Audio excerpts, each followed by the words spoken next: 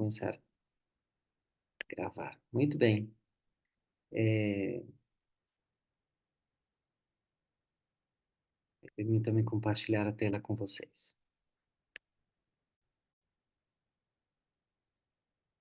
As linguagens de Deus é o tema que temos abordado juntos aqui, para tentar entender, um minuto, entender como Deus se comunica com a gente, como Ele de fato está interessado em, em que possamos conhecê-lo. Deus está interessado em que possamos conhecê-lo. Então, ele se torna conhecido de várias formas. É bem interessante que Martim Lutero, ele falava mais ou menos assim: os seres humanos, eles usam máscaras para se esconder. Deus usa máscaras para se dar a conhecer, para se revelar. Então, por isso que estamos falando sobre as linguagens de Deus, dessa forma que Deus está querendo se comunicar conosco. Estamos usando apenas uma parte da Bíblia, que é o Salmo 19, então nós vamos finalizar. Nós já falamos sobre a criação, que são os primeiros versos que você encontra no Salmo 19, e como eles comunicam algo sobre Deus, fala sobre a criação. Depois nós falamos sobre a escritura, a criação é algo mais geral, a escritura é algo mais específico, e hoje nós vamos falar sobre a consciência, que é algo muito mais pessoal, e Deus fala através da nossa consciência. Vamos entender um pouquinho melhor isso hoje. Mas recapitulando, nós falamos que o Salmo 19 ele foi pensado para ser lido a duas vozes, então nós temos aí, por isso, duas cores, só para diferenciar isso, e vai se pronunciando a, o salmo de tal forma que traga essa clareza, se repetem algumas ideias com essa intenção. Não como uma rima, que nós estamos acostumados, o salmo é uma poesia, um poema, mas não tem muita rima. O que tem mais é uma conexão de ideias. Então, há ideias muito bem conectadas, e os primeiros quatro versos desse salmo falam sobre a criação que proclama a glória de Deus. Então, essa é a primeira linguagem de Deus, é a criação.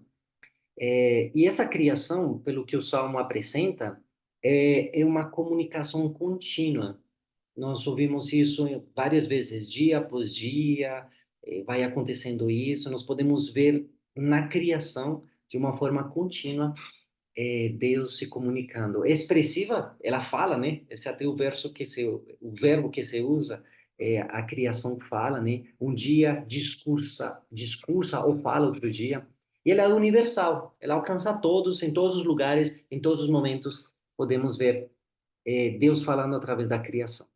E eu me lembro que eu perguntei isso para vocês, o que podemos aprender da criação sobre Deus? E eu lembro dessas respostas de vocês sobre o cuidado de Deus, sobre a sabedoria de Deus, sobre a presença de Deus.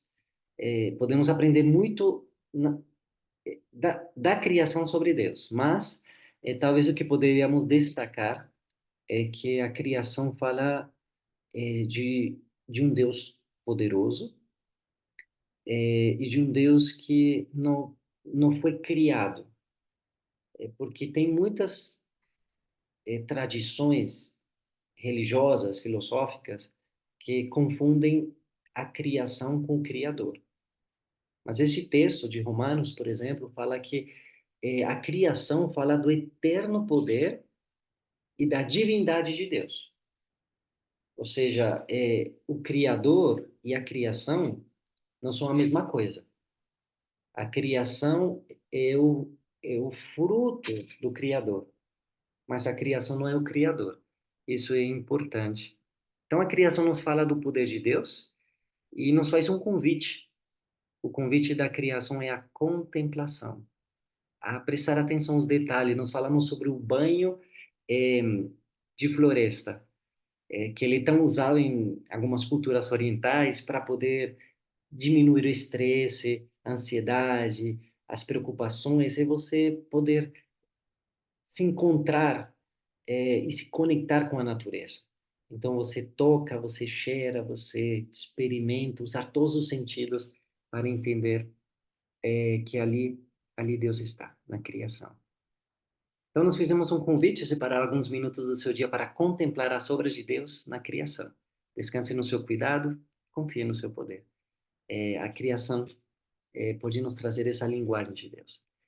Semana passada nós falamos sobre outra revelação de Deus. E você encontra aqui, a partir do verso 7, a expressão a lei do Senhor, o testemunho do Senhor, os preceitos do Senhor, o mandamento do Senhor, o temor do Senhor, os juízos do Senhor. Todas as expressões para falar sobre a palavra de Deus, o que nós podemos conhecer como a Escritura. Então, a Escritura, basicamente, tem três características. A Bíblia, ela primeiro é como comunicacional, ela está comunicando, ela está transmitindo de forma muito específica qual é a vontade de Deus. A criação, ela é algo mais genérico, mas a Bíblia, a Escritura, é muito mais específica. Tanto que o Salmo usa a palavra lei. Sabia que a palavra lei também pode ser traduzida como um manual. Como é importante você seguir o manual do fabricante. Eu tenho certeza que você não vai colocar detergente no seu carro onde você deve colocar óleo. Não, aí você vai colocar óleo. Você sabe que porque ele foi programado para funcionar assim. Então, a Bíblia nos mostra como nós funcionamos melhor. É um manual. A outra característica da Bíblia, da Escritura, é que ela é relacional. É porque ela quer nos conectar, nos colocar em contato com Deus. Então, nós temos essa expressão no Salmo 19, o testemunho do Senhor, que fala de uma aliança, de um compromisso. E tem um aspecto legal, poderíamos dizer normativo, e aí encontramos a palavra preceito, que poderia ser traduzido como uma ordem. Deus está ordenando, dizendo. E eu acho bonito essa palavra de ordem, porque ordem não é apenas um mandato, ordem também é algo organizado. Então tem esse caráter legal porque é a melhor forma de se viver, seguindo a Escritura. Então nós falamos que a Escritura fala sobre eh, a proximidade de Deus. E o convite é a meditação. Hoje eu falava com um psicólogo que está aqui com a gente, e ele me falava sobre algo que se usa há alguns anos eh, na psicologia, que se chama mindfulness. É atenção plena, é você colocar sua atenção plena em alguma coisa, para desacelerar a vida, a mente, o coração, e basicamente a meditação é fazer isso, mas com a palavra de Deus. Por isso Davi falava que ele meditava na lei do Senhor de dia e de noite. É atenção plena na palavra.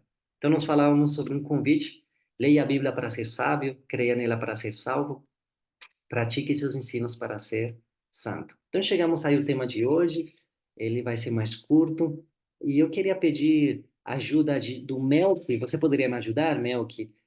Como já falei, esse salmo foi escrito para ser lido a duas vozes, então eu vou começar a ler, e se você pudesse, então, continuar, aí você lê a segunda linha.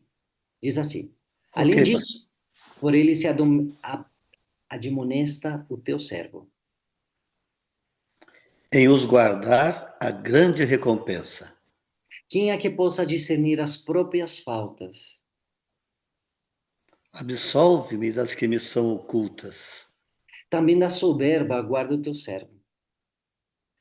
que ela não me domine, Então serei irrepreensível. e ficarei livre de grande transgressão. Salmo 19, no finalzinho dele, muito obrigado, Melk, nos fala agora da consciência. Como Deus fala através da nossa consciência. E eu creio que você já percebeu que há algo dentro de nós que nos diz o que está certo e o que está errado. Algo dentro de nós que nos leva a pensar nisso. Eu me lembro de um estudo que foi feito pelo professor de literatura, C.S. Lewis, sobre as culturas antigas. Ele queria entender esse conceito de certo e errado das culturas antigas. E é muito interessante que todas as culturas antigas, de forma geral, eles concordavam em padrões universais sobre a moralidade. Matar está errado, cometer adultério está errado, é, é, ser orgulhoso era condenável. Enfim, essa noção de certo e errado era muito clara nas culturas. E aqui nessa parte do Salmo, que nós acabamos de ler, percebemos que Davi, que está escrevendo esse Salmo, ele destaca eh, talvez três partes, essa anatomia do que a consciência vai percebendo. Então, ele primeiro fala sobre as faltas, e que as faltas seriam um ato involuntário. Eu creio que, às vezes, nós cometemos erros apenas porque somos humanos.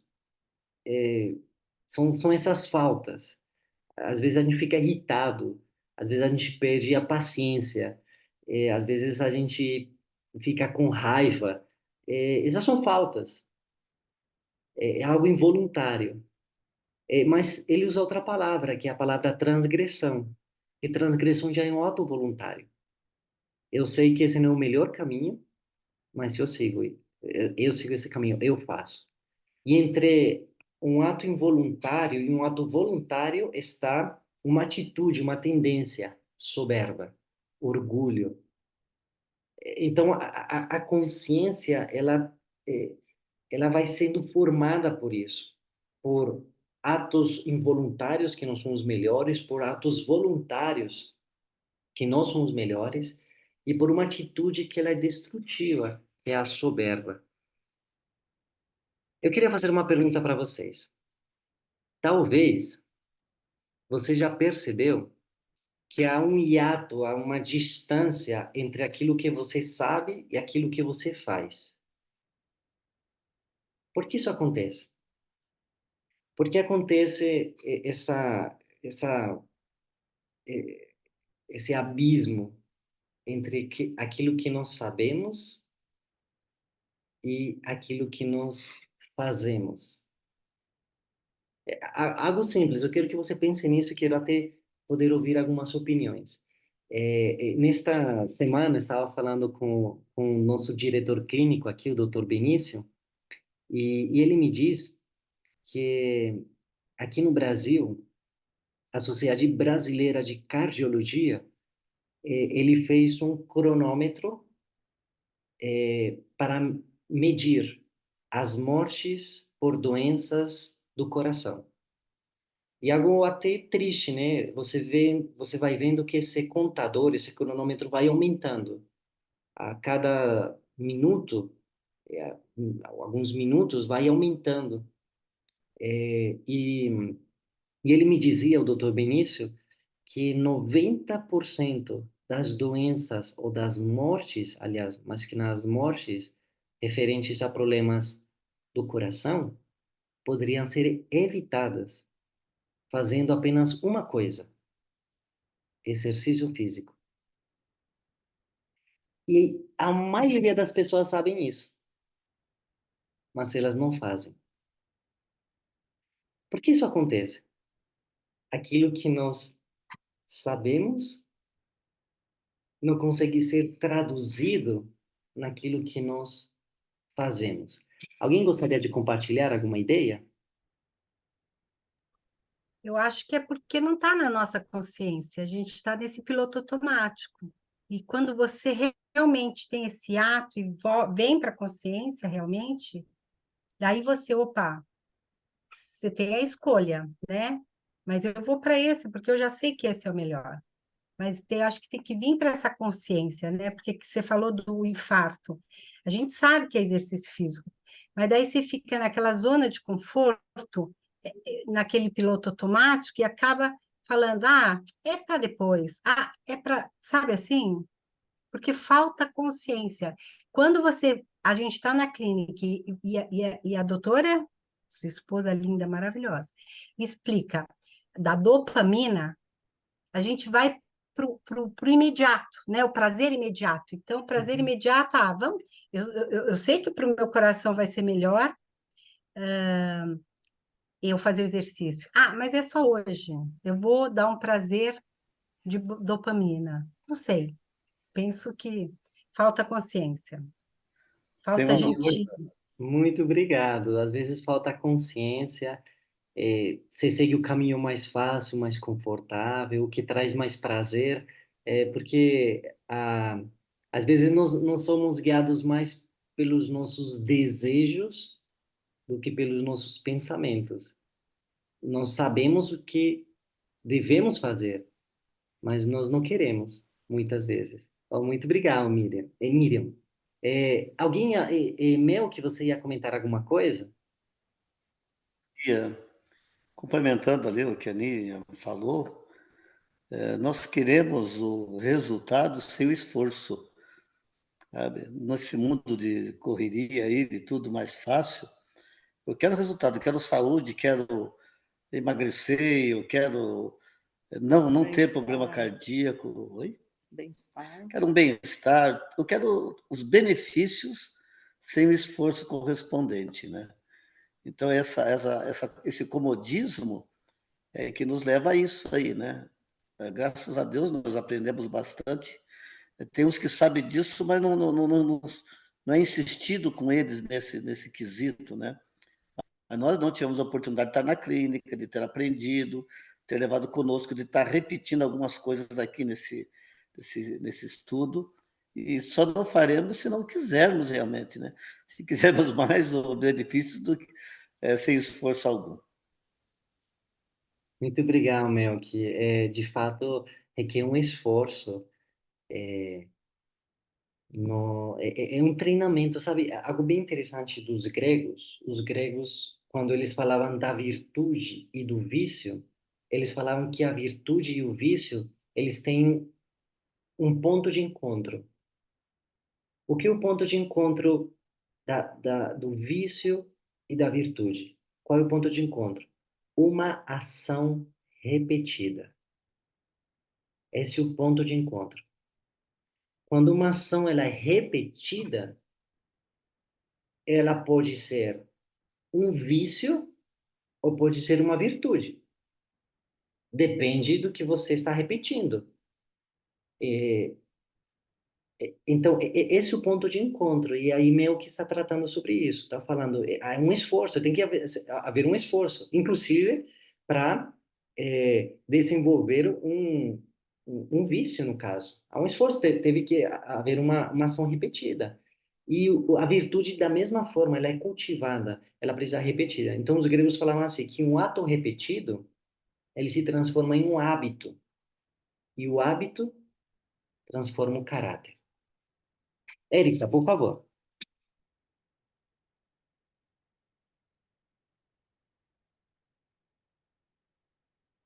Ah, eu fico brava comigo. Quase que eu falei um palavrão. Olha que eu fui também no spa. Saí daí, nossa, fiquei mó gostosa, assim, sabe? Fiz academia todo dia, comia certo, dormia mais cedo, tal. Mas foi passando o tempo, eu virei uma vagal. Não vagal assim, porque assim, ó, eu queria fazer comigo o que eu faço para os clientes. Isso me deixa meio chateada. E agora você explicando um pouco sobre o vício, sobre a atitude, eu acho que é bem isso.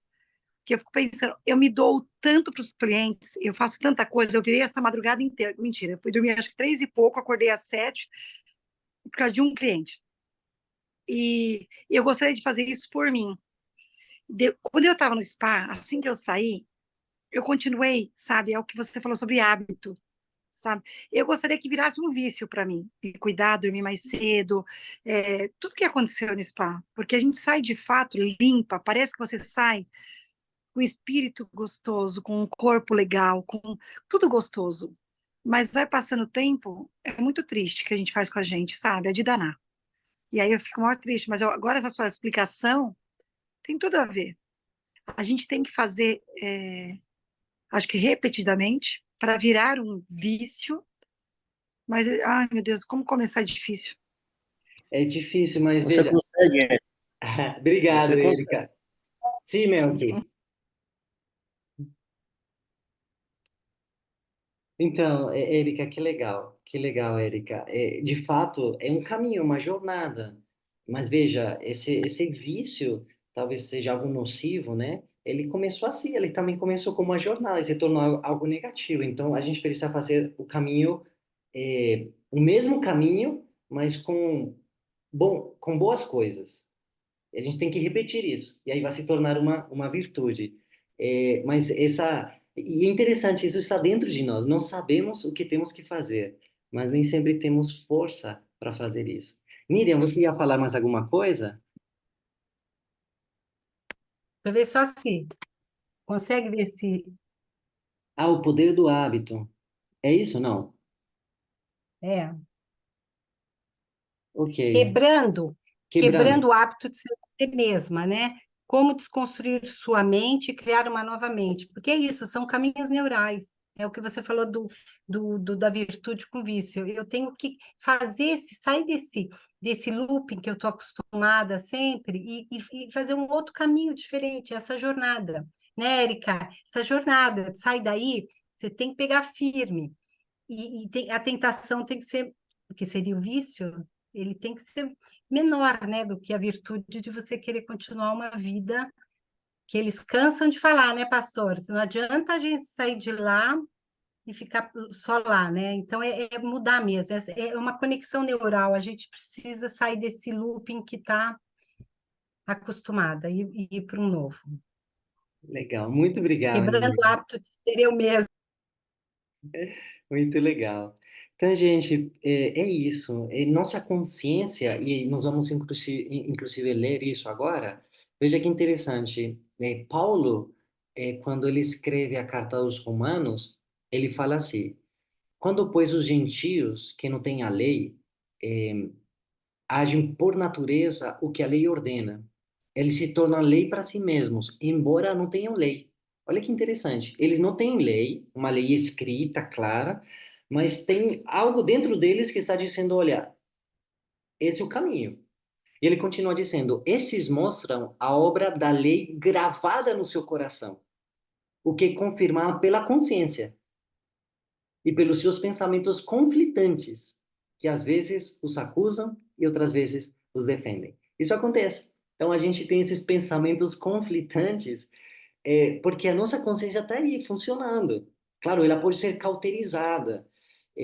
A gente pode deixar isso de lado e dizer, ah, vamos seguir a vida e vamos continuar nessa direção, mesmo sabendo que não é a melhor.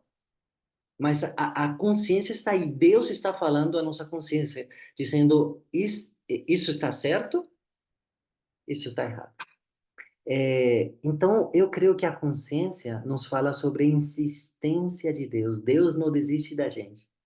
Deus está aí, insistindo, dizendo: vamos, esse é o melhor caminho. Eu te acompanho. Você não está sozinho, você não está sozinha.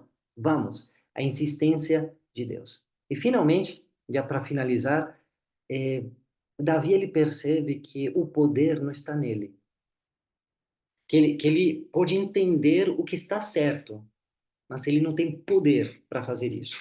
Por isso ele termina dizendo assim: as palavras dos meus lábios e o meditar do meu coração sejam agradáveis na tua presença, Senhor, rocha minha e meu Redentor. Ele termina fazendo uma oração. Eu creio que a consciência é esse convite à oração. Jesus fazia isso. Olha que interessante esse texto, Lucas 5,16. Jesus, porém, se retirava para lugares solitários e orava. Aqui nós temos dois verbos que denotam uma ação constante. Ele se retirava e ele orava. Duas coisas: silêncio e solitude. Você quer experimentar transformação na sua vida? Você precisa disso. silêncio e solitude. Isso transforma. Quero fazer um convite para vocês. Afaste toda a distração. Desligue o celular, desligue o computador. Respire fundo e peça a Deus que inunde você com sua presença e com sua luz. Nós vivemos uma sociedade extremamente agitada. Uma sociedade onde se valoriza muito a produção. Muitas vezes, quando pensamos, eu estou parado, estou perdendo tempo, estou me sentindo inútil. Não, espera. É importante quando você produz, mas é importante também quando você para. Quando você fica em silêncio, quando você desliga as vozes ao seu redor. E você pode, em silêncio e solitude, estar com Deus. Esse é meu convite para vocês nesta noite. Experimente como Deus pode falar a seu coração quando você fica em silêncio, quando você se afasta dos ruídos, dos barulhos, quando você se desliga de um monte de coisas ao seu redor, Deus vai falar aí com você e, e te ajudar nesse processo de transformação e de mudança. Você me permite fazer uma oração juntos? Podemos fechar os olhos como estamos? Querido Deus, obrigado por não desistir de nós. Obrigado por continuar a falar a nossa consciência e nos dizer que algumas coisas precisam ser consertadas dentro de nós. Nos dê forças, nos dê poder para fazer essas mudanças e nos ajude a experimentar a tua presença no silêncio e na solitude. É a nossa oração. Em Cristo Jesus. Amém.